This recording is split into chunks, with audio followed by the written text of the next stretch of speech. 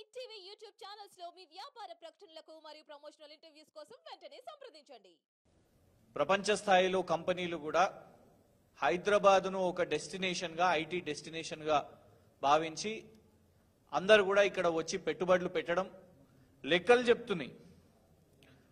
ఉదాహరణకు 2022-23 చూస్తేనే IT exports 57,706 కోట్లు.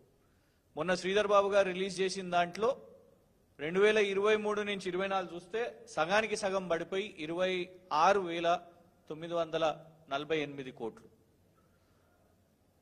ఉపాధి అవకాశాలు సగం పడిపోయినాయి, పెట్టుబడులు సగం పడిపోయినాయి. దానికి కారణం ఇవాళ ఉన్న కాంగ్రెస్ ప్రభుత్వం పేరుకి ప్రచారం చేసుకుంటున్నది కానీ వాస్తవాలను దాపెడుతున్నది.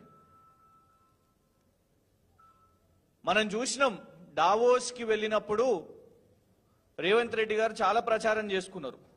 గోధి ఇండియా అనే సంస్థ వచ్చి ఇక్కడ 1,000 కోట్లు పెట్టుబడి పెడుతున్నది అని ప్రచారం చేస్తే అప్పుడే యాన్యువల్ స్టేట్మెంట్ కూడా విడుదల చేయడం జరిగింది.